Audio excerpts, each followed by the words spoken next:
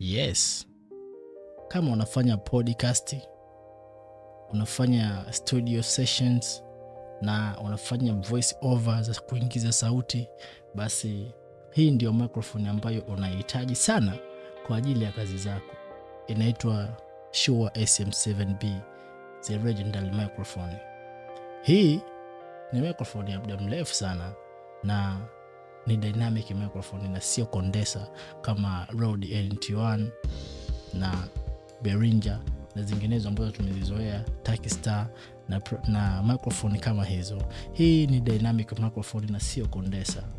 Ilitengenezwa mwaka 1973 ikiitwa Shure SM7, na mwaka 1999 ikatolewa toleo la pili ambayo ikaitwa Shure SM7A, na mwaka 2001 ikatengenezwa hii hapa, the legendary microphone Shure SM7B. Leo tunavyoongea 2026, ina miaka 25 kuelekea 26.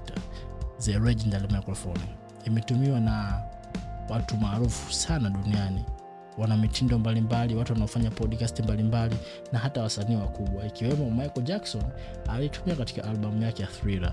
Hii ni dynamic microphone, the legendary microphone, na ilikuwa ni ndoto yangu kuipata.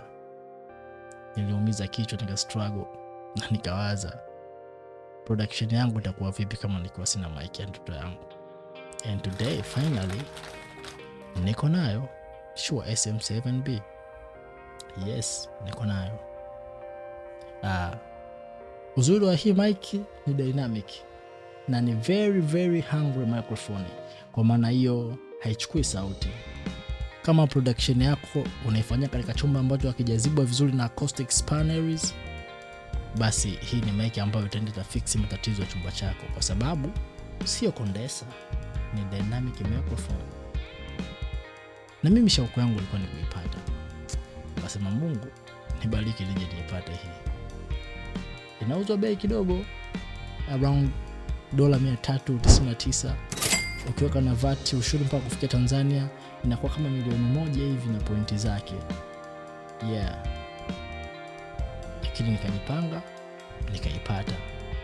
This is the Shure SM7B. Unaweza kutumia katika kuimba pia, si tu katika mambo ya podcast. Unaimba, unarekodi ngoma zako vizuri, na kwa wale ambao vyumba vyetu havijazibwa, tutumie mic hii, nadhani itatupa matokeo mazuri zaidi. Na hii ni mic ya ndoto zangu always. Namshukuru sana Mungu kwa sababu nimeipata. Wewe pia hakikisha unaipata hii mic, kwa sababu ni nzuri sana kwa career yako. Yes.